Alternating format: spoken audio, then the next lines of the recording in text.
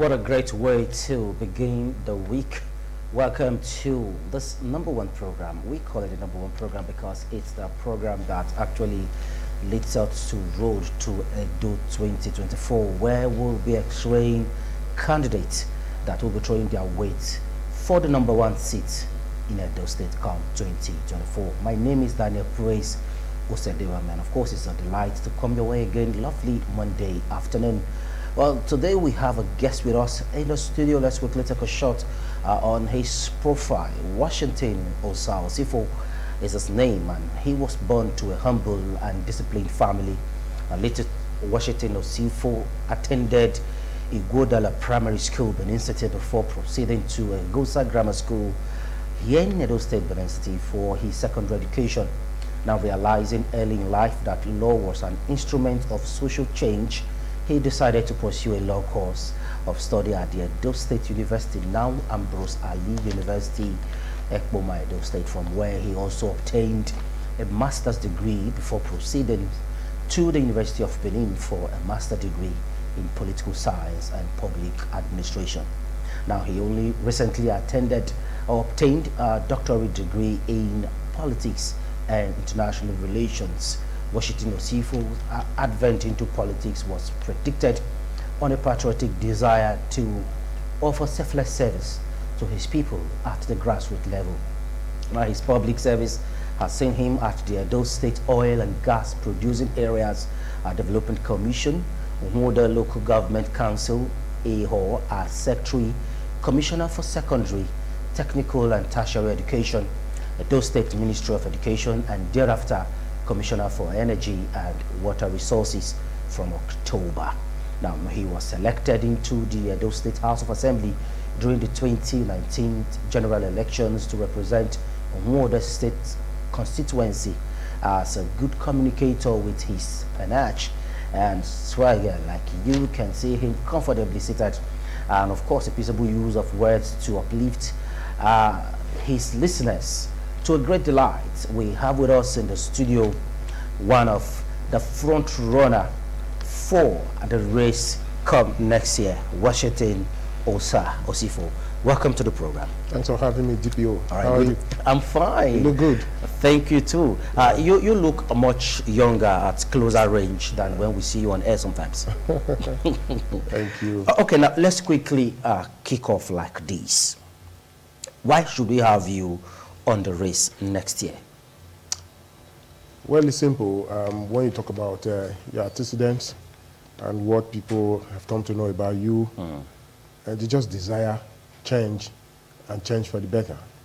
They believe that you understand your terrain, you understand the pains, and you can anticipate the gains because you have also been part of it. That journey together to a greater and better Edo is what they seek. And in their own desire to find solution to that malady, you know, they're reaching out to people who they believe have a good connection, good past, and therefore they can predicate a better future for the people of Edo. So my people reached out to me and believing in me, and also me believing in myself that we have to work hand in hand to take Edo to the next level. I've answered the clarion call, and to be the servant governor, just like we did when I was Commissioner for Education, and indeed all public offices that I've had sway only in trust of the people. So we're here again to answer that clarion call. Okay, now, talking about trust for the people, there seems to be a kind of disconnection between the grassroots and those at the top. After elections, nothing happens at the grassroots level. What are your plans? Do you have plans for those at the grassroots? Yeah, you know, at the risk of sounding immodest, I have been there, and if people don't trust you, they wouldn't come for you. Definitely. I think my advice is that don't throw your weight behind people you don't know. It can be very disastrous. You must search, you know, from within, and that must be from the perspective of being altruistic. If the power belongs to the people, then the people must decide what kind of leadership they want. So leadership who will disconnect with them when they get there, of course, which they will have little or no reason to criticize.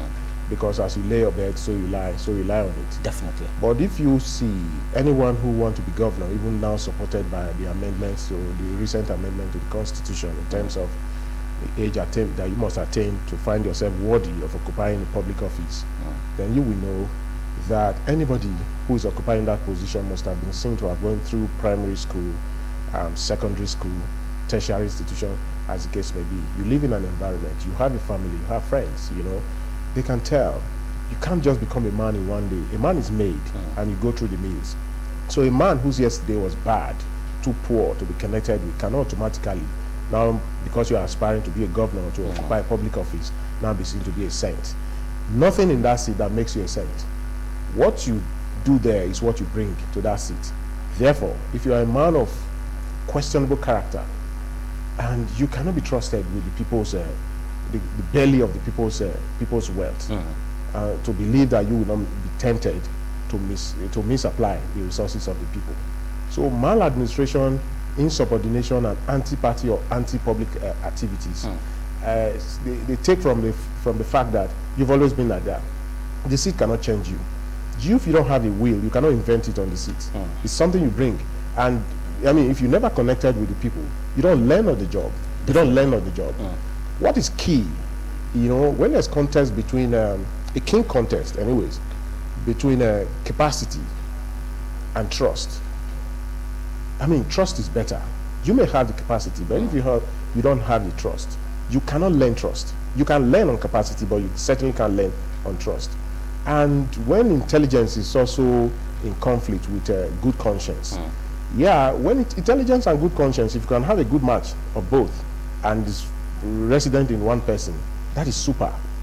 But if you have to make a choice between a man that is intelligent but without good conscience, and a man with good conscience but without intelligence, it is better to lace with a man with good conscience, because with a good conscience, you have listening ears. You have the temperament to listen and put a team together that will tell you that this is the good conscience is that yes, the society is so bad, the economy is bad, the environment is not robust, it's not fine enough for human habitation. Therefore, what do we do to make it better? A man with good conscience, a reasonable man will ask that question. And a reasonable man that asks that question is a man who wants to learn. And without good conscience, you can't learn. So if you have an intelligent man that doesn't have good conscience, if you wrongly deploy intelligence, it can be used to the detriment of the people. You can become a monster that must be abhorred. Okay, I think let's now take the discussion a little bit more further. You talked about trust, and you actually made mention of intelligence. From your resume, it's obvious that you have gone through the ranks and file before you got to this stage. Now let's look at Edo State holistically. It's also an oil-producing state, but if you want to look at it critically, Edo State is yet to come to terms with other oil-producing states in the South-South region. What will you do, or what can you do if given the mandate to change the narrative? Well, you know, today as it is, when you're talking about resource control, it's largely in the hands of domicile with the federal government. We all go there to take the accruables, you know, what is through the Revenue Mobilization and Fiscal Act Commission, what accrues to Edo State like in other sub-national government. But I think we have to look at, you know, the squabble and the ceding of some of our wells to neighboring states. Then you don't gift it out. The primary responsibility of the head of the state, in this case talking about Edo, which is the position of the governor, as the #1 citizen, is to first secure and fight to bring back what is outside the box that is supposed to belong to Edo, especially when there are revenue accruing sources. Now, oil is our mainstay, whether we like it or not. Although Edo is supposed to be largely agrarian and therefore farming, which is supposed to be the mainstay of our economy, that is talking about the locals here. But however, we are not using the best of what we have in that regard. Therefore, if we must take what rightly belongs to us, we must first seek to know what belongs to us that have been taken by any dimension. That can be corrected. Talking about Delta State, we are talking about what has gone to Delta State, or you are talking about what is supposed to be ours within the Ondo, you know, axis. Then we must find a way to seek ways and means of getting it back. Then what we get back, if our percentage of production goes up, you know, goes up, then the revenue will also go up. That is where you have the advantage in terms of accruables from from that revenue, you know, we are not comparable to Delta State because they have large deposits, and that is the mainstay. And when revenues are coming from the federal government, it's according to your contribution that you also determine the percentage that you take here. Edo is relatively very low down there. That is why it's becoming very significant in considering what comes from Abuja. But I don't really want to talk about what comes from Abuja without first finding ways and means of securing what is supposed to be ours, that has been ceded by way of, you know, to Delta and Ondo. We must seek to do a review of what is ours, so we take it back.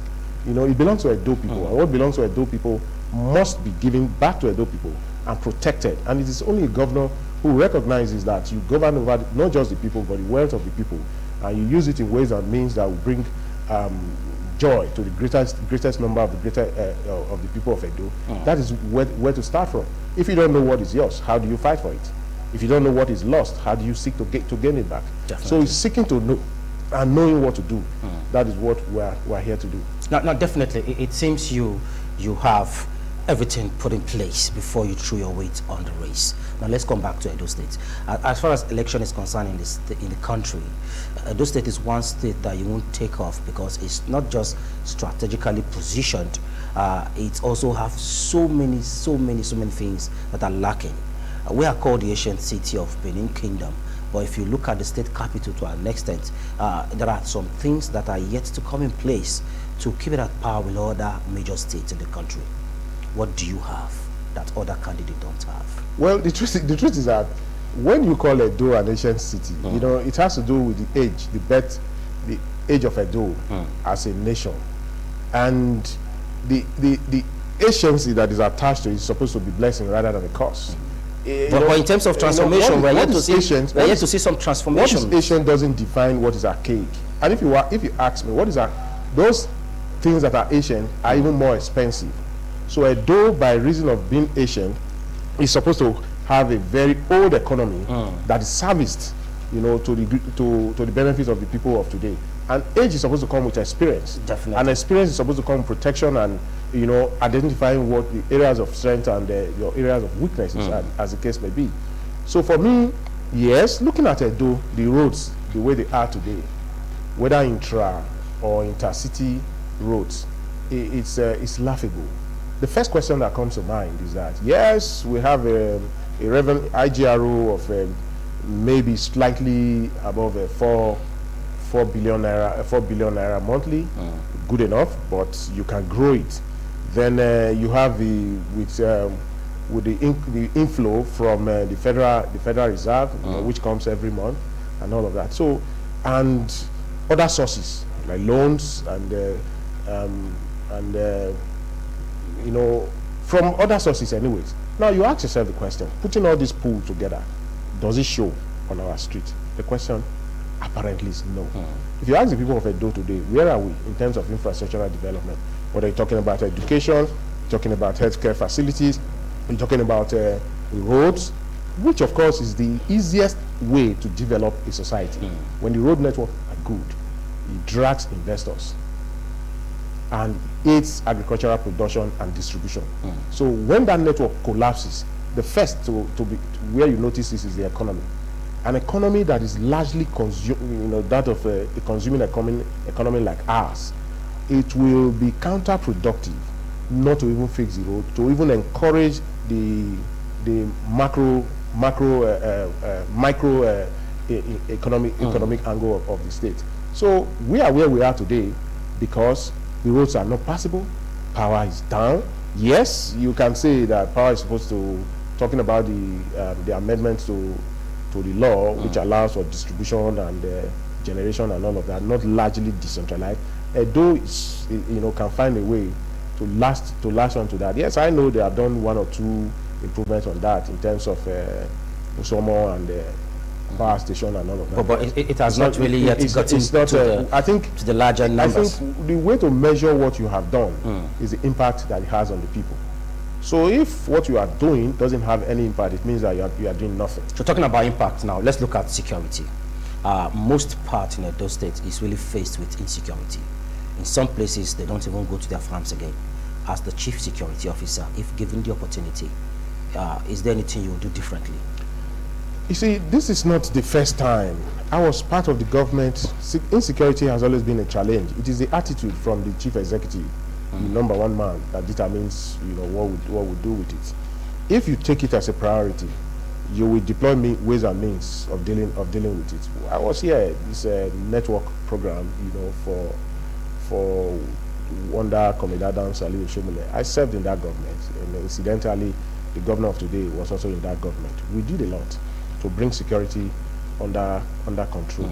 You can't do away with the influence of the traditional rulers or traditional institutions at the local level, as the case may be, and do away with the local dwellers, and you want to have security under control. It's not possible, because there must be, you know, feedback mechanism. Okay. And if the people do not connect with your government, then it becomes a matter of to your tent, O Israel.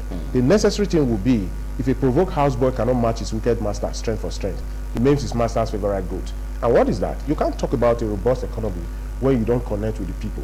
If the people think that they are not part of your government and they are not part of your system, you are a stranger to them and they are strangers to you, they won't see any reason. So you think you're going to be governor for the people? No, absolutely. You see, the essence of democracy is to be the government of the people and by the people for the people. By the other way around, you are the people's servant. I know Nigerians have, those who seek for power, they have mastered the arts of giving fine words for food. Therefore, the question is that when you are talking to fellow Nigerians, you want them to vote for you to govern them. The first question is, what makes you different? The fact that you know how to talk doesn't make you different. And it's unfortunate. You can't really show who you are by heart, by opening it up. But from your antecedent, there can be some reasonable predictions as to what kind of personality or leadership you will bring when you get there. That is why I continue to talk about yesterday. Interrogate who we were when we were in school. Interrogate who we were, you know, in our private businesses. Now, interrogate who we were when you gave us those little opportunities to serve you in any capacity, whether elected or appointed. How did we relate with you? Did we come with a compassionate heart and a compassionate face, knowing that there's an exit date, and whatever we did or we failed to do at a particular time will be the yardstick for judging us tomorrow? You can't pretend not to ask for forgiveness, to say, for the yesterday that I didn't live well with you, don't worry, give me this opportunity to change. He that is faithful in little will be faithful in more. Give him more. A bad commissioner will certainly be a bad governor. If you don't have the human face and human heart as a commissioner, you definitely will be. Because to an extent, some persons are saying the only time we had a governor who actually had the people at heart was during Senator Comrade Adams Saliu Shomole, and that we've never had a governor that will actually feel what the people are feeling. Do you think you can match that shoes? Well, you know, good records are meant to be beaten and broken. But I'm sure Comrade Adams Saliu Shomole, my leader, my father, also knows. You know, I worked with him. Yeah, I know his desire for Edo. I don't think he thinks that his record should not be broken. He wants to see you break the records and break it well. Okay. To the glory of God and to the joy of the people. I don't want to say that record cannot be broken. That record cannot just be broken; it can be shattered. Okay, let's quickly, because time is not always our friend on the show. There's a concern here. You are from Edo South, and there is a clamor, or there has been an agitation, as it were, for power to shift to Edo Central. Now, recently, General Cecil Sekaibe had a team that went to Abuja to have a consensus. They had a meeting where they wanted to have a candidate. And to an extent, a list was drawn up. Some candidates, their name wasn't there. Yours wasn't there too. And owing to the fact that you are of the other tripod, it's a tripod setting to an extent in the state, and you are from Edo South, and there's a clamor for power shift next year to Edo Central. Do you think it will affect your ambition? No. I see, in Nigeria today, the Constitution does not allow independent candidacy. What we recognize is power is derived through the people from the political parties. You know, so that is it. I'm from Edo South. And it may interest you to know that as early as 2 years ago, I was among the first to start this agitation for power shift. Okay. I did that because I thought that, you know, it should be founded on equity, justice, and fair play. And equity, justice, and fair play would demand that Edo South haven't been there. It's just there now. not handed over to Edo South, and naturally it should be central. Okay, so now excuse me. Okay. Now, in the General Sessions Committee you talked about, I was an observer. Okay. I was an observer. The reason for that was not to screen the entire aspirants of APC in Edo State. It was to narrow the numbers within the Edo Central, where he comes from. And himself working with some other leaders, decided to do that. And they narrowed it to 6, although some were still protesting that, it's always like that. When you try to do things right, some people will always kick against it. Will have reasons to kick against it, especially when they were not captured amongst that. So we knew that was going to be a problem. But what has happened now, what is now new, is that irrespective of the fact that what I try to do, to persuade and appeal, my party kept on reminding us that in the constitution of our party, real or imagined, there has never been a time where they were talking about rotation. There was zoning. Okay, whereas the central is asking for zoning, and it made sense to ask for that. Other senatorial districts, namely South and North, yeah, also have reasons to believe, like a party who is in opposition, that winning and the winning mentality is what they're talking about. Therefore, if the party is not zoning, because it was never in its culture to do that, and it's never even supported by its constitution to do that, and what we're thinking of is how to win. Therefore, capacity becomes the order of selection. And what it means is that it's an open door for anyone from the 3 senatorial districts who feels competent enough to do the job. So, I mean, a lot of indices will come into in making a final decision that will lead to that. But I can say that I tried to persuade for the central, okay, over 2 years. And I'm sure my friends and colleagues from that region, they are watching me. I mobilized them for this long. But the reason why I wasn't contesting was because I didn't come out initially, was because I thought we'll be able to muzzle that. Since it didn't pull through for my party to zone, and party staying with the constitution and not any appeal of any nature. Okay. Therefore, and winning is the key. Then I'm from Edo South, but I'm not contesting on the basis of the fact that I'm from Edo South. I'm contesting for the fact that I'm a son of Edo State, literally from all 3 senatorial districts. I have worked with everybody, men and women of quality, intellect, intellectual ability. So for me, I don't tie myself to the zone I come from. Okay. I am coming in because I believe in my capacity to change the narratives. Okay, now talking about changing the narrative now, the election is just few weeks away from now, whether we like it or not. By the end of this month, we'll be in January. I know the primaries will be around that time. Some persons are of the opinion that APC at the national level is still battling for a widespread acceptance at the national level, owing to the fact that the previous administration had 8 years and lives were in that touched to an extent. And now we have the administration of Bola Ahmed Tinubu, who just came on board. And while some people are saying it's battling for a widespread acceptance, do you think it will have any effect or any impact on the election next year in Edo State? Well, every election, for the APC, every politics is local, so are the elections. Edo people will decide, the kind of government they want. But let me also correct, the APC, with the number of states in its kitty, subnational government in its kitty, I don't think it would be fair to say they're struggling, for control. Edo election will be decided by Edo people, okay? And every subnational government, we are supposed to have control over our resources, like I said before, for the greater good of our people. But if you look at Edo today, in the South region, it has a domestic debt of 126 billion. Good enough, because not too bad in terms of domestic debt. But when you look at the foreign debt, the external debt is as high as 264.4. That is alarming, $1 million. The implication of that is that for an economy that doesn't produce, is consuming.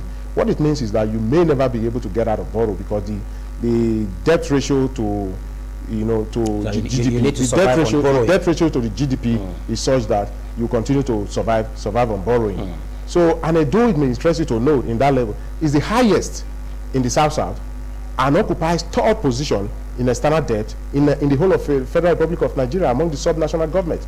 Only behind Lagos, which is first, and Kaduna, which is second. And if you look at the population of Lagos and Kaduna and the economic activities within that zone, you will agree with me that in terms of the size of economy, they are not apart. They are not apart. And you now ask yourself a question: Delta State and River State, whose economy is good, bigger than or larger than that of Edo, they are below Edo in terms of external borrowing.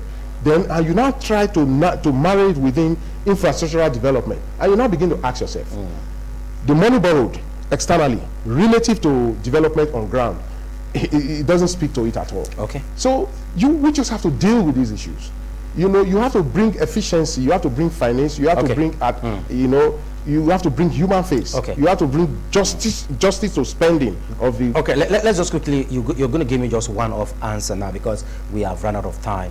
What's your message for Edo people and your party members? What's your message for them? Yes, for my party, the right candidate will win the election for you anytime, any day. And for Edo people, in selecting who will be their next governor, I think I urge them to have reasonable caution and wise restraint in determining who will be their governor. But for me, I know by the grace of God, my party, I will have the blessing of God to have the ticket of my party, and it will be very easy to win Edo election for my party and for Edo State because I connect with the people by reason of my past antecedents. Thank you very much. Let me have the privilege of having a handshake with you, Your Excellency. Congratulations in advance. Thank you so much. We wish you all the best. Thank you so much. Thank you. But this is how far we will go. I would like to see you on the next one. I am Daniel Praise. Good night.